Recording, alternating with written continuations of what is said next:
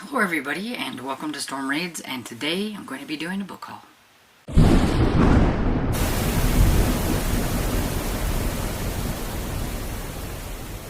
So yeah, I have a book haul here. I went rummaging around a few weeks ago or so. I hadn't got around to actually filming, and I did get some things from some people.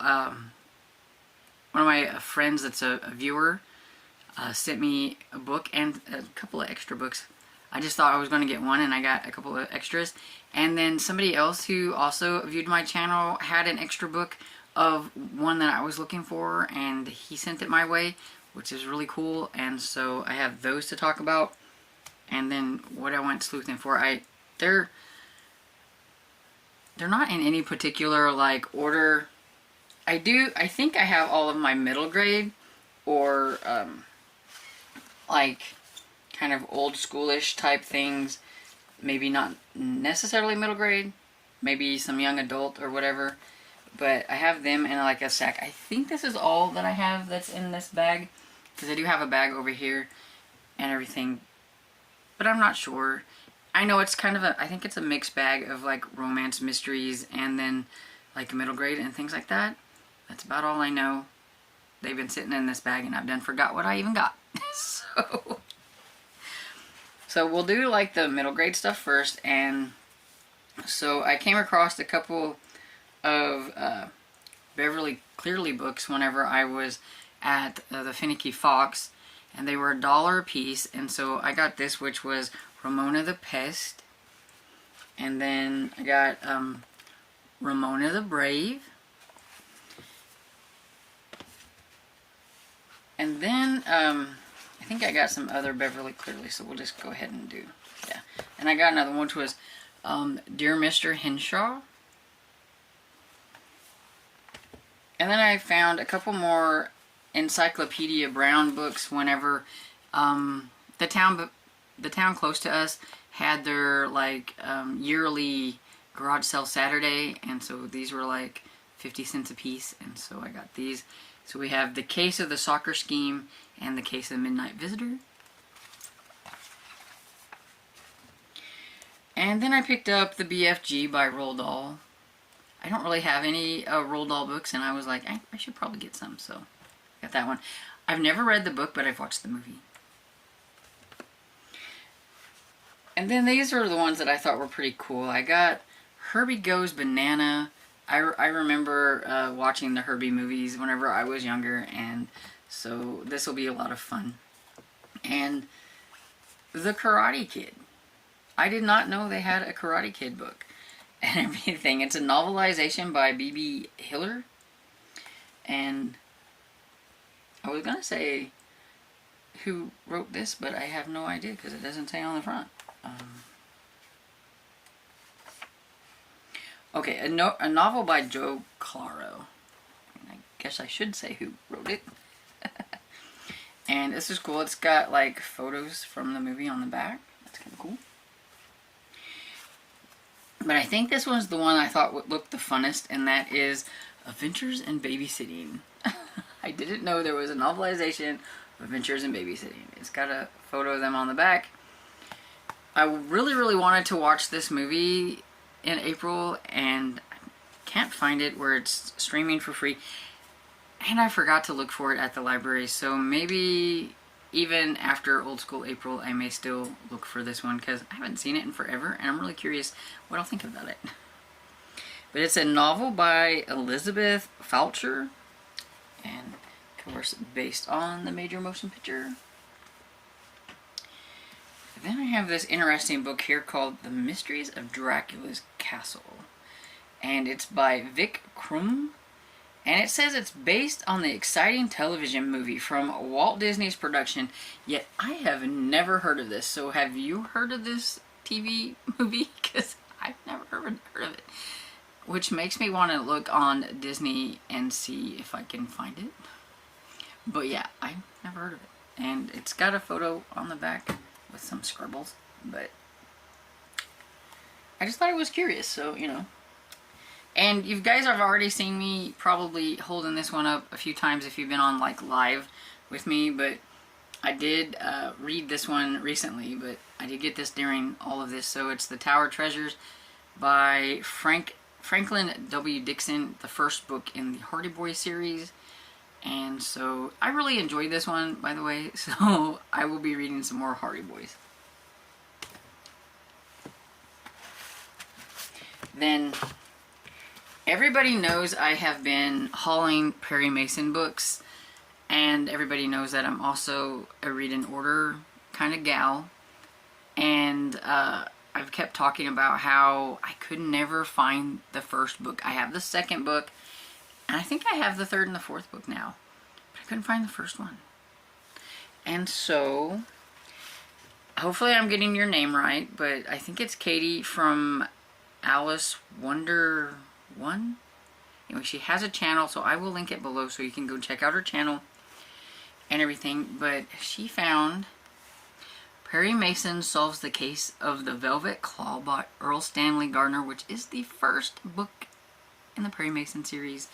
And she kindly sent it to me, and I was so excited because now I can get started on Perry Mason, which I may start this one in June because I've really had my eye on this series. I'm really wanting to try it, and I am like really getting into reading some of my books that I actually have, because I keep looking at them thinking I should read them, and I've actually not really gotten a whole lot of things off of NetGalley anymore because I never read them.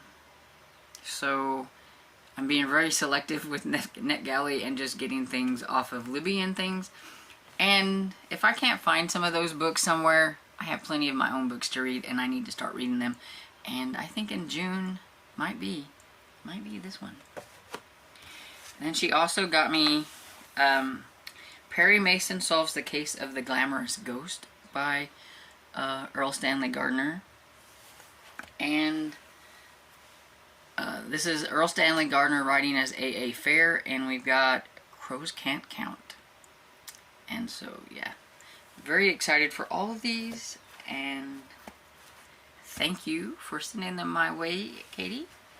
And then Duncan, I believe is his name. I'm hoping I might not get this wrong. I probably should have looked these things up.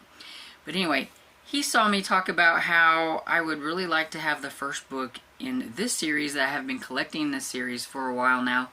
And I've got quite a few, but not as many as there's like, I don't know, like 200 and something out in that series and everything. And I really wanted this so I can read this one for Garb August. I think it'll be a lot of fun. And so got the first book in the Executioner series, which is War Against the Mafia by Don Pendleton and everything. So now I've got the first book. So definitely probably going to be on my TBR for Garb August and everything, because I'm really excited to try the series. I'm pretty sure I read this back when I was a teenager, like some of the books in the series. Back when reading in order really didn't bother me quite as much, probably, as it does when I got older. And so I'm just kind of curious to give this one a try. And so thank you, Duncan, for sending that my way. And then we got the bag.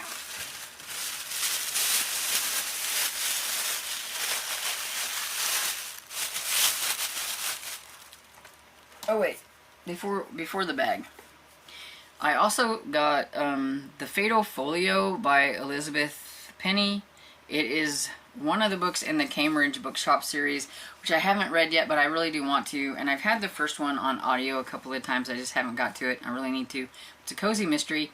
And I won this off of Elizabeth from Soulstain Inked and Fiona from Reads and Eats. They did a video, a live, where they were talking about Elizabeth Penny and her books, and Elizabeth Penny was going to give them some books to give away or whatever, and so I got this one, and so yay! Now I have a really big reason on why I need to get started, because I can't just jump into it and read this one, so I need to start at the beginning. I kind of think this is the third one, but I'm not sure. But I know it's in that series, so that's all I know. We got that. And then I'll just start with this big one over here. But I got Devil Who Tamed Her by Joanna Lindsey. I am trying to collect a lot of the Joanna Lindsey books. Have I read her yet? No. Shh. You know, but I think I'm going to like her though. That's my deal on this, but yeah. Oh, there she is. And everything. So yeah, I don't know anything about this one or where it fits in. I will have to put it on my spreadsheet. I'm sure it's part of a series or something and everything, but I don't know. Okay, now into the bag. So I have Texas Pride by Lee Greenwood. I like this author from what I've read so far, which is one book. But anyway, this author is the one that does the Seven Brides series, and I read Rose from that series earlier this year. And so I thought I would go ahead and pick this up since it was another book by that author. And yes, this author is a male author, and so I think that's kind of cool that he writes romances under the name of like a female, so it's kind of cool. Got another Barbara Cartland book. We got The Complacent Wife, and I'm going to have to get started on Barbara Cartland. I keep saying that, and one of these days I will. I need to slack off on readathon so that I can do some my own ideas, because I'm going to do like a reading vlog, I think, of Barbara Cartland. But I have this other book that I need to read first. And then I have The Dedicated Villain by Patricia Varian. It's a what do you call it? Is it a Georgian romance? There we go. It says, how the devil could a fellow make love to a girl who giggled when he tried to kiss her? Okay, I'm kind of curious. There we go. Then I found a spooky one. I don't find spooky ones very often, but this one says, an obsessive dream of revenge that sparked a nightmare of terror.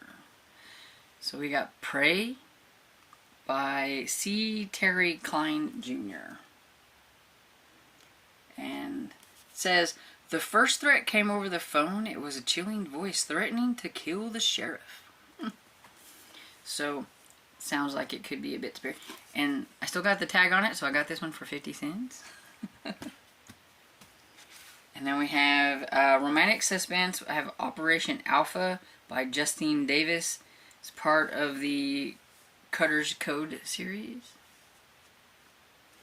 It's number 1937, and it's from 2017.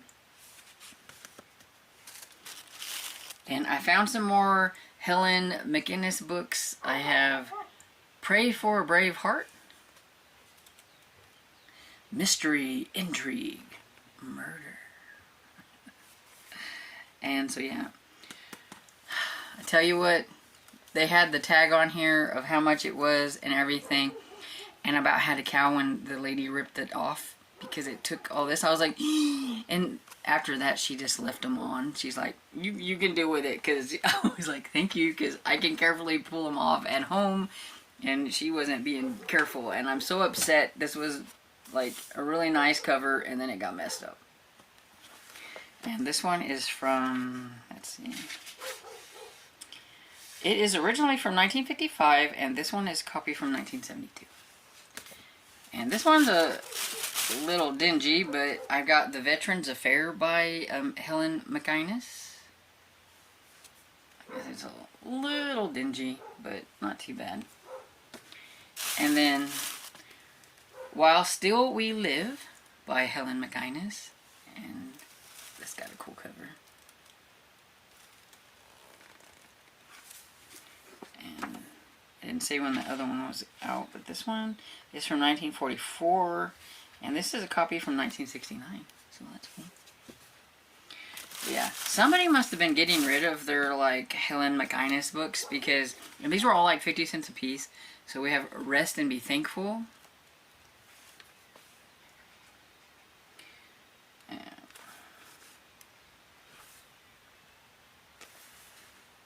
75 cents. Don't I wish books were 75 cents now? And this one's from 1949, and it's from, this copy is from 1968. I did collect a bunch of them. Okay, so we got The Hidden Target by Helen McInnes, and it actually has like a little step back. That's kind of cool. And everything. And this one says, Chance unleashes this whirlwind adventure, a riveting tale from its opening moments in Germany to the breathless finale in Washington. Ooh. But yeah, that one's cool. This is probably a little bit newer copy. Like, newer as in, like, yeah, 1980.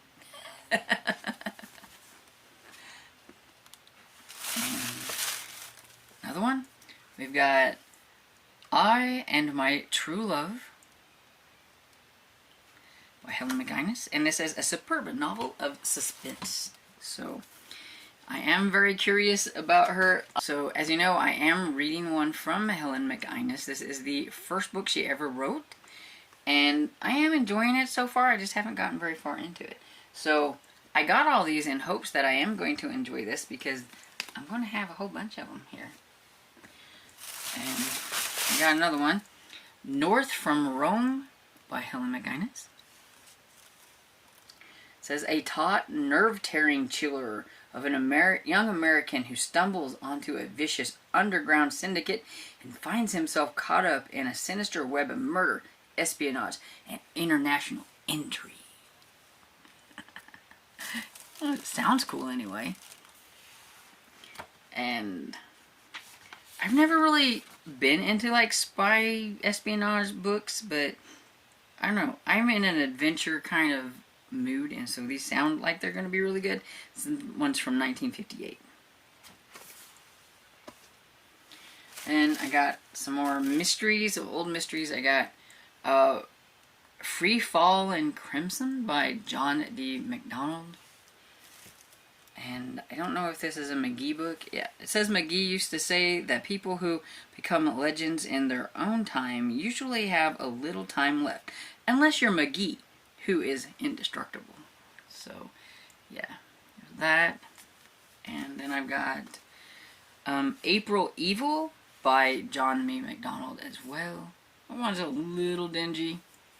I got these, I think, from the book buffet. Some of these that were a little bit dingy. Let's see. This one's from 1956. So, I guess it can be a little dingy. I don't think this one is a Travis McGee book, though. So, I'm not sure what this one... It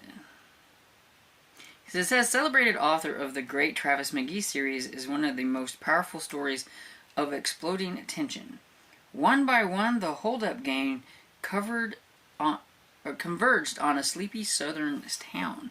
So yeah, I don't think this is a McGee book, but it sounds like a gang is, on a sleepy southern town. So, maybe somebody's going to have to rise to the challenge to get rid of them.